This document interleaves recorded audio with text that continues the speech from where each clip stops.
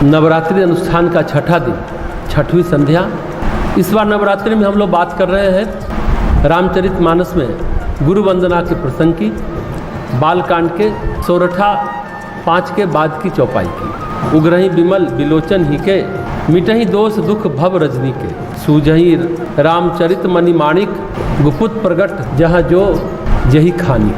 पहले गोस्वामी जी ने गुरु के चरणों की बात कही, फिर गुरु के चरण कमल के रज की बात कही, फिर रज की महिमा बताई, उसके बाद पैरों के नाखून की महिमा बताई।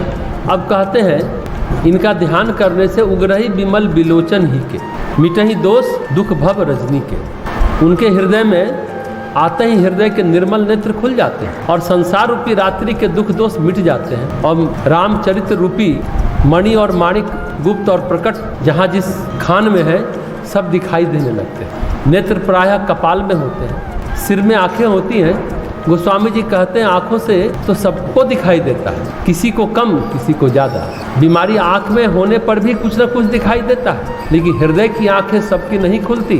अंतर्ज्ञान सबको नहीं होता, अंतर्ज्ञान उसी को होता है जिसका चित्त शुद्ध होता है। श्री अरविंद ने मन की शुद्धि की अवस्था को, बदलाव को गिनाया है, बताया है। जैसे उन्होंने कहा माइंड, मन में हम सोचते हैं, विचारते हैं, कल्पना करते हैं, मन से दिशा निर्धारित करते हैं कल्पना और निर्णय के अनुसार। फिर कहते हैं इंट्यूटिव माइंड, अंतर्मन। यह होता है जैसे हम बर्तन मांज रहे हैं और मांजते मांजते एक काली खट्टी और एक चमक पैदा हो। जैसे आकाश में बादल घिरे हैं, सूर्य नहीं चमक रहा है, लेकिन बिजली चमकी, एक लहर कौंधी और 1 सेकंड के लिए सब दिख गया।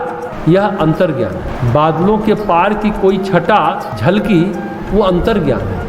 जब बादल छट गए, तीसरी अवस्था आती है एल्यूमाइन माइंड, यानी प्रकाशित मन। उस प्रकाश में सब दिखता है और सूर्य चमक गया, तो उसके बाद कहते हैं ओवर माइंड, अधिक मन। और सूर्य चमक गया, फिर प्रकाश में प्रतिष्ठा हो गई। फिर कहते हैं सुपर माइंड, अति मन। चित्त शुद्ध होने के साथ मन की अवस्थाएं, मन का ज्ञान बदलता है। वास्तविक ज्ञान वह नहीं है जिसे इंद्रियां ग्रहण करती हैं।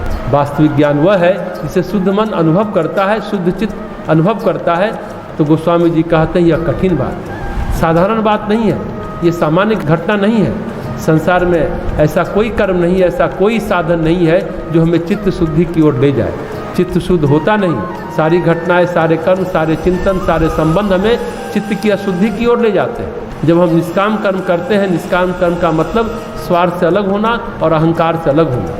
जब निष्काम कर्म करते हैं तब हमारे पास तप के अवसर आते हैं, और जब हम तपना सीखते हैं तब अशुद्धियों का क्षय होता है, यानी चित्त शुद्धि होती है। तप करते करते हमारे पास योग के अवसर आते हैं। जब तप की कक्षा से आगे बढ़ जाते हैं तब योग होता है। गीता में भगवान कहते हैं पढ़ने लिखने वाले ज्ञानी से, विचार करने वाले से योगी अधिक है। तप करते करते योग के अवसर आते हैं, योग करते करते हमें ज्ञान होता है, चित्त शुद्ध होता है, तब ज्ञान होता है। और उस परम ज्ञान, चित्त शुद्धि से उभरे ज्ञान में हमें आनंद की, भक्ति की, प्रेम की अनुभूति होती है। शुद्ध चित्त का आधार है प्रेम।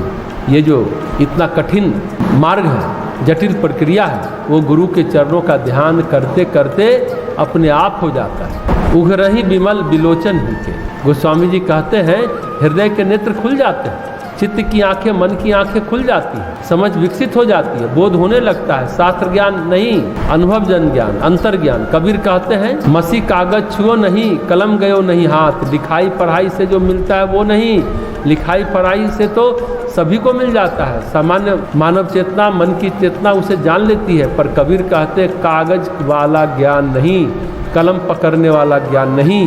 वो ज्ञान जो अंतर्मन में मिलता है, जो मिल ही जाता है। एक स्थान पर विवेकानंद लिखते हैं अगर हमें दूसरा जन्म लेना हो तो पढ़ाई नहीं, सिर्फ मन की एकाग्रता सीखें। मन की स्थिरता, मन की शुद्धि, मन की शांति, इन्हीं से ज्ञान होता है। पुस्तकों में केवल शब्द मिलते हैं।